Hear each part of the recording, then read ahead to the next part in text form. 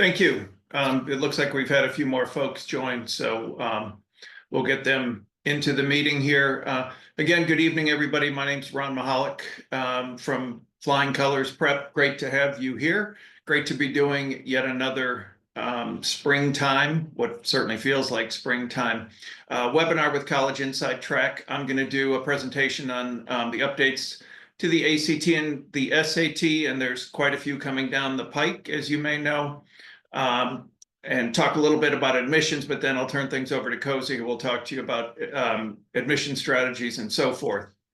Just very quickly, Flying Colors, we used to be known as Breakaway Test Prep. We changed our name in October.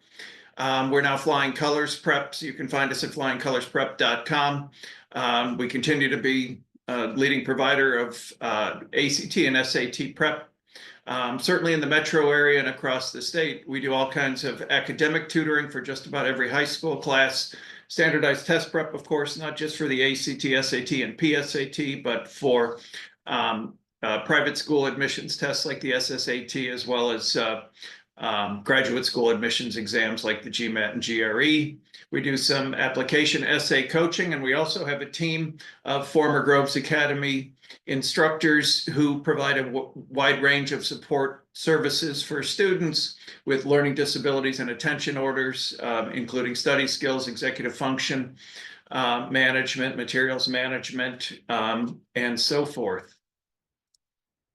Flying Colors has 4 offices around the Twin Cities. That's where we do all of our in-person instruction. I run our Edina office, but we also have offices in Eden Prairie, Plymouth, and St. Paul. And we have a really great set of partners with whom we work very closely and are the exclusive provider of ACT and or SAT prep services. Okay, so here's tonight's agenda.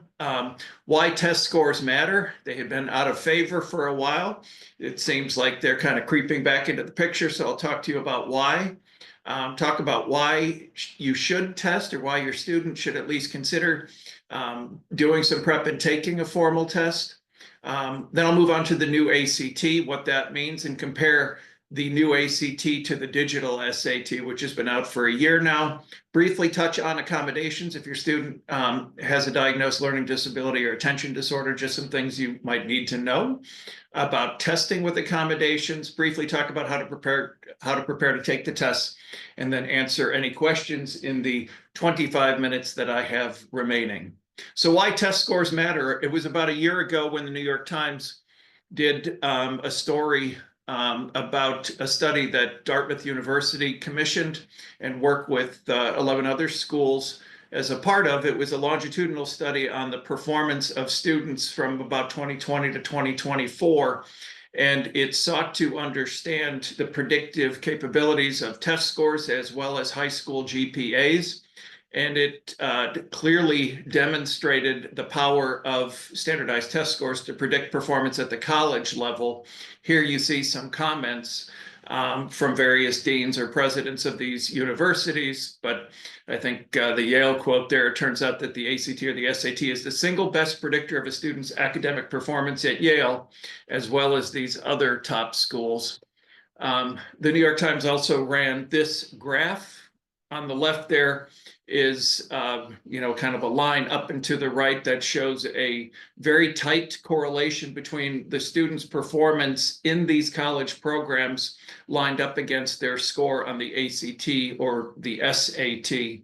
As you can see, the correlation is very strong between test scores and their ultimate performance in those college programs. It's a much flatter line showing a weaker correlation between the GPA of the student and their GPA in the college program. So one good way to demonstrate to a college that your student is college ready is to get a test score that the schools would like to see, i.e. are in the range of scores that the schools would like to see, and that could be helpful for admission to those schools. And those scores can be all over the place, obviously, depending on the types of schools that your student is considering applying to. The Common App, which is an application that Cozy and the team know a lot about. It's an application that students can use to apply to not just one, but about 900 different schools nationwide. You complete a single application, and that application can be used, from coast to coast at about 900 great schools. Data from the most recent admissions class, the fall of 2025 admissions class, meaning the current seniors applying for admission for this coming fall, showed that the number of applicants reporting test scores increased 11% this past year to 48.5% of applicants. So ever since the pandemic, the number of students using test scores in their applications has been declining. This is the first year that the growth rate of test score reporters surpassed that of non-reporters. So it's about 50-50, as you can see, 49-51% of students who use test scores versus students who apply test optional, and I'll talk a little bit more about that.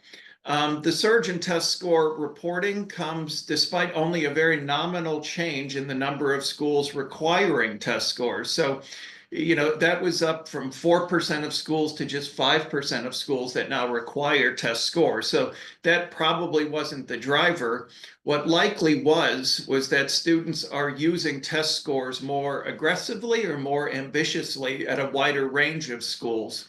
It's kind of a given that if you're going to apply to an Ivy, or what they call the Ivy Plus, which would include Duke, MIT, Stanford, and U Chicago, that you're probably going to submit test scores. What happened this past year is that for schools with acceptance rates above 25%, those would certainly be less selective than the Ivies. The growth in applications to those schools far surpassed what the growth in applications was to the Ivies. That just grew about 2%, while applications to those schools with acceptance rates above 25% grew at nearly 9%. So students are using test scores more frequently, and they're using them more frequently at a wider range of schools, not just the most competitive schools. So why should your student test?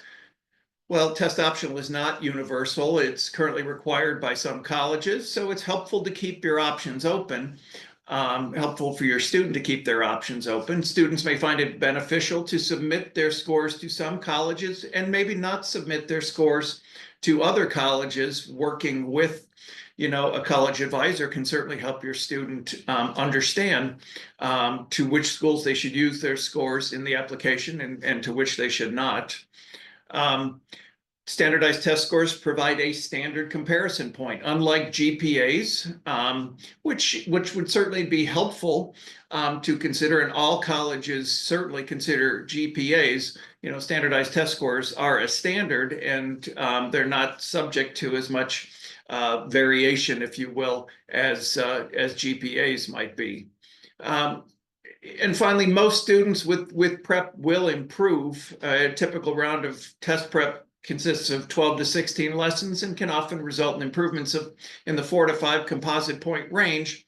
Now, I'm not saying that that's a guarantee. I'm not saying I have a crystal ball, because some students will work like the Dickens and come away with just 2 points. Others can make 6 points look relatively easy. Where your student falls within that range, is yet to be seen. But with the use of actual testing materials, and with good practice, good instruction, we've seen students, drive some really handsome improvements over the years. So test optional, test required, and everything in between. I just want to make sure everybody's familiar with those definitions. Test optional means your student's application to a school is complete with or without a test score. The question for the student should then be, will testing increase my chances of acceptance or not? Will it help to include the test score that I have in my chances of acceptance there? Test-free, that test scores will not be evaluated by the college regardless of an applicant's desire to share them. Examples include the University of California and Cal State systems, Reed College in Hampshire. It was just announced that Caltech is going back to requiring ACT and SAT test scores starting this fall. Test preferred or test expected. Colleges like University of Chicago and Carleton are test optional, but they've made it clear on their website that they expect to see test scores from students applying to those programs, as test scores demonstrate academic achievement outside the context of school. Test required.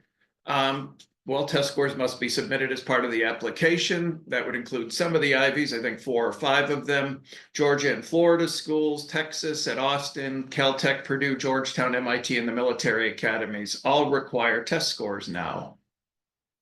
So let's jump over to the new ACT. And this has caused a lot of confusion certainly for current parents. And if you're the parent of a sophomore, this is important to understand. Starting on April 5th this year, the ACT will debut a new test. It will be a 3-section ACT. Effectively, they're making the science test optional, starting online only in April of 2025. To be clear, there are 2 schools in Minnesota that are offering the online ACT with the 3-section test. Both are at capacity for April. So it's a moot point for anybody who might have been looking to do the new ACT. So it starts online only in April. It will be offered online again in June and in July. At this point, there are no schools in Minnesota that have capacity, that have seats available for those tests. At the same time, the ACT is going to be administering its paper test.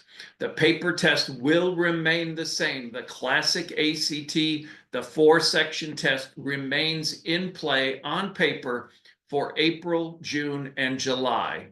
Everything changes in September. So if you're the parent of a rising sophomore, anticipating doing some summer prep for your student, a lot of students will then do the September ACT. The September ACT will be a debut of the new 3-section test, available both online and on paper. It becomes the new standard for the ACT. If your student is in a public school and will be taking a spring test this year, and even if they do it online, it is still going to be the 4-section version of the test. The new online test will not debut, or the new 3-section test will not be debuted for in-school or in-district testing until 2026 in Minnesota. So that's the timeline. It'll be available online only in April. It'll be available in paper at all locations in September of 2025, and then it will be available for the district and state testing next spring in both formats, online as well as on paper. So the new ACT, the composite score is going to remain 1 to 36 for all sections. The composite scores only for the online tests will be calculated for English, math, and reading only for the April, June, and July tests. Starting in September 2025, composite calculations for all test modalities, paper and online, will be calculated using only English, math, and reading. At that point, individual science and STEM scores will continue to be reported, but they will be reported outside the composite score and will not be included in the composite score calculation, which is similar to how the writing test is reported today. It's a separately reported score that has no bearing, no impact on the composite score. Here's a quick look at the current ACT. I'm calling this addressing the gripe because a lot of students complain about a couple of things. One, the ACT is a time-constrained test as it exists today, the 4-section test. You can see the seconds per question that students have, just 36 seconds per question on English, 60 on math, and about 53 seconds per question on reading and science. It's a long test, almost 3 hours long, 215 questions. How does that change? English, they're lopping off 25 questions, but only taking away 10 minutes. So students are going to get an additional 6 seconds per question on the English test. Math is going to lose 15 questions, but only 10 minutes for that section. So it'll be 45 questions in 50 minutes. So they'll have about 66, 67 seconds per question. Reading is going to lose 4 questions and gain 5 minutes. So that too will have about a minute per question. And then science is going to remain the same at 40 questions, but they're going to add 5 more minutes there. So students will have exactly 1 minute to solve each problem in science. So the test is going, the new test will be comprised of English, math, and reading. It will be comprised of 131 questions. Students will have 2 hours and 5 minutes to solve that test. If your student wants to do science, it adds 40 questions and it adds another 40 minutes to the test. So the test won't be all that different in terms of length or duration from the current test. It'll be 2 hours and 45 minutes with the science test. Interestingly enough, the ACT has done some analysis about calculating composite scores both with and without the science section. They are reporting that the difference between the two, the 4-section composite score versus the 3-section composite score, is plus or minus 0.1, which is somewhat remarkable because they've insisted for 60 years that students take the science test. And now they're saying, well, it wasn't really worth that much, and we could have given you the same results without the science test. Well, I guess you could say that's a fine time to tell us, and I guess maybe that's great that you did, but you kind of took a long time to get here, and one needs to wonder whether that's just to try and keep up with the SAT, which doesn't have a science test and is a much shorter test. So the ACT could get rid of a headache, which is that a lot of students don't know or understand the science test, shorten their test, and yet come away with the same predictive capabilities that the test with science used to include. It's a little fishy, but it's up to the ACT to demonstrate that predictive capacity to the schools that are going to use it as part of their admissions process. So the new 3-section ACT will have 44 fewer questions. It'll be just 125 minutes versus the current 175 minutes, giving students more time per question. Importantly, math is going to be reduced from 5 questions to just 4. So instead of a 1 in 5 chance when you guess, you've now got a 1 in 4 chance when you guess. Science will become an optional section. It will be available both online and on paper starting in September. The cost of the 3-section test will be $65. Adding science will be just $4. What's not changing? The scale's not changing. Scores are going to continue to be delivered in 10 to 14 days as they are today. The ACT, unlike the SAT, will continue to be offered as a paper test. The SAT is only a test that's available for taking on a device, either on an iPad, a Chromebook, a laptop, but it is not available as a paper test. The ACT will be offered in both modalities, paper and online.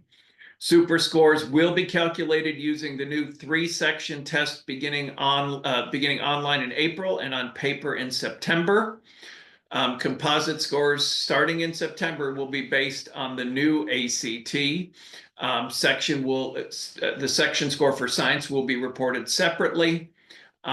So the new composite score will begin to be the standard starting in September. And again, that's English, math, and reading. Very quickly, a look back and forth between the current, this new ACT and the digital SAT. So the ACT will now become both paper and online, but it is a static test. What you see on paper will be what you get online and vice versa. Everybody's going to get the same question number 1. Everybody's going to get the same question number 40. Nothing changes as you proceed through the test. The SAT, on the other hand, is an adaptive test. There are 2 modules for each of the 2 sections based on the student's performance on the first module in each section.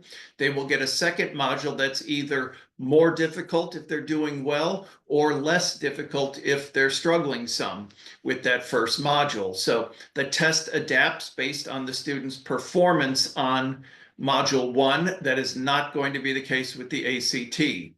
The concepts, the way in which concepts are presented on the ACT tend to be straightforward, black and white, whereas the SAT, the concepts tend to be a little bit more nuanced, a little bit more complex, and perhaps a more novel presentation of those concepts.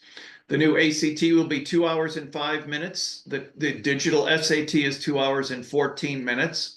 There's 3 sections on the new ACT, and there are 2 on the SAT, a combination reading and writing and a math test. 131 questions and about a minute per question on the ACT, just 98 questions on the SAT, which is part of the attraction for students today toward the SAT, and almost a minute and a half of time per question. So a lot more time per problem for the SAT. There is no weighting for a question on the ACT. Every question is worth just the same. The easiest question on the test is worth just as much as the most difficult, which is not the case on the SAT. Some questions are not worth anything on the SAT. Other questions are much more heavily weighted, so errors can be more costly on the SAT. The ACT more time constrained, but more straightforward. The SAT less time constrained, but more complex. But again, fewer questions on that test as well. In terms of math skills, there's a broad range of math skills tested on the ACT, much more geometry and trig, whereas over on the SAT, there's an emphasis on data analysis questions, as well as on algebra 1 and 2 type questions. In terms of reading, the ACT offers contemporary passages. You're not going to find Jane Austen-like passages on the ACT. You will on the SAT. There will be poetry now. There will be sections of speeches. There will be late 19th century suffragette writings. And on the SAT, you will be given a brief passage of no more than 125 words and a single question. So the SAT no longer gives you a big passage and 10 questions like the ACT continues to do. The SAT is one piece of content and one question. The ACT is an 800 to 900 word passage and 10 questions. The ACT, the science test, will become optional. It's important to note that what has been tested on the science it's not really a test of your students' knowledge of science. It's a test of their ability to interpret charts, tables, and graphs covering fairly unfamiliar topics. There is no science test on the SAT. Excuse me. The maximum score on the ACT is a 36. It is a simple average of the 3 sections of English, math, and reading, whereas the SAT is the sum of the 2 sections. And those 2 sections range from 200 to 800 points. Max score on the SAT is 1,600. Each of the tests is offered nationally 7 times a year. So just about every month or every other month, an ACT or an SAT is occurring. Results are available within 2 weeks after the test date. Super scoring. By the time your student takes a test a second time, they are eligible to super score, which means the student and the testing company will bring forth their best scores from across the sections of the test, each of those tests, to create a super score for the student. Super scoring is not widely accepted on the ACT. A super score on the ACT is accepted at about 500 schools. It's accepted almost universally for the SAT because that's the way the test was created. So just something to consider when your student takes the ACT for the second time, they will get a super score from the ACT. Just beware that that doesn't necessarily mean your student can use that score depending on where he or she is applying. Well, any issues with the tests? Yes. The upcoming changes to the ACT will create confusion. Do I need to take science? Do I not need to take science? What are the colleges saying? We don't know. So that remains a big question mark at this point. For the SAT, any current parent of a student taking the SAT will know that there are far too few sites in Minnesota available for testing. It is creating registration issues for some students. If your student is going to target the SAT, you want to monitor the College Board registration site early and often. Test dates for next year will become available in the spring. We don't know exactly when. The ACT will release next year's test dates in the latter half of July. The only insights we have about the new ACT is that Skidmore, Union, Colgate and Hamilton have acknowledged that they will go with whatever the ACT suggests, meaning they're going to go with the new 3-section ACT composite score. They will accept that score. We just don't know if that's going to be a harbinger for other schools. So finally, with the new ACT, some key takeaways. The ACT is going to reduce testing time and at the same time provide additional time for students to evaluate and respond to each item. There's a 5th test right now that students haven't really taken seriously. It's an opportunity for the ACT to test questions that they may use on a future exam. They're getting rid of that, and they're just going to embed some of those test questions throughout the throughout the 3 sections of the exam. And starting in September, your student will be able to choose whether or not to take science, and all composite scores starting in September will be based on the English, math, reading calculation and composite score at that time. Some questions that commonly come up. Should I take the writing test on the ACT? No. But why does the ACT, when I go to register, already have the box checked for the writing test? Because they want to make money off of you unwittingly. Just uncheck it or opt out of taking the writing test unless your student is applying to Martin Luther College, the only college in the United States that requires writing. Otherwise, do not take writing. Do colleges prefer one test over the other? Short answer, no. Schools in the East don't prefer the SAT over the ACT. Schools in the Midwest do not prefer the ACT over the SAT. There is no preference, but put it this way, of the 2,000 test optional schools, every one of them would gladly consider a test score, either ACT or SAT from your student. Accommodations. You may qualify for extra time on the ACT or the SAT if you meet the following conditions. Your student has a diagnosis of a learning disability or an attention disorder or a generalized anxiety disorder. And the student has been on an accommodations plan for at least 12 months for the ACT and 4 months for the SAT. If your student meets those conditions, they should speak with their counselor or the learning specialist at school to learn about taking the tests with extra time. The ACT in particular, extra time has been invaluable because it's built as a time-constrained test. And finally, to wrap up, how to prepare for the tests. It's an individualized process. What's right for one student may not be right for another.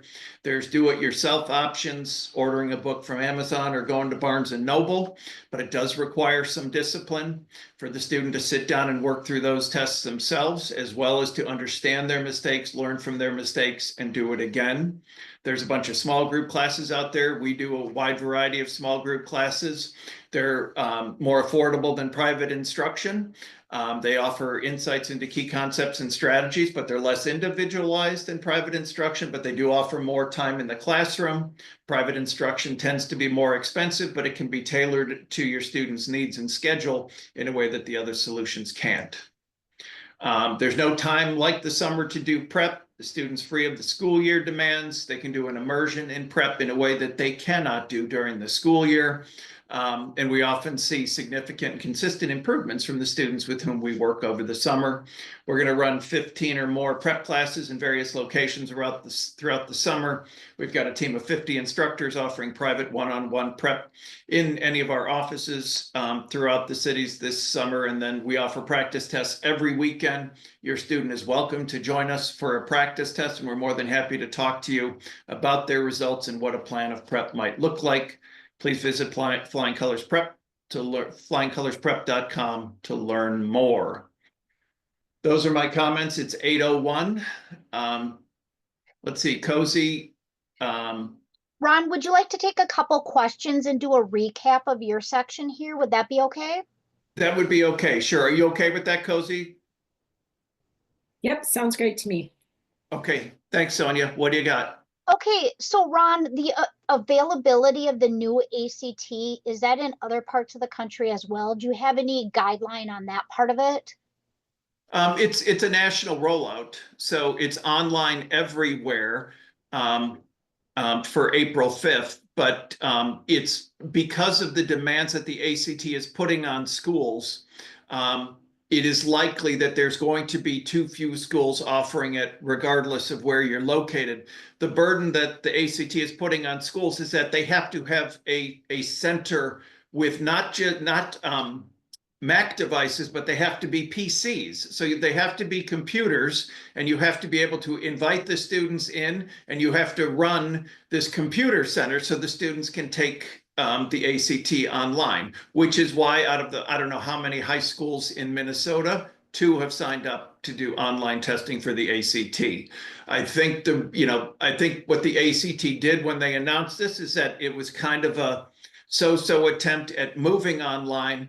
They're positioning themselves against the SAT, which doesn't have a fallback position for a paper test, and they're hurting in Minnesota because there's too few schools offering the SAT. So the backstop for the ACT is the paper test, but I wouldn't anticipate anytime too soon being able to take the online ACT. I think even when September rolls around, your best bet is going to be paper.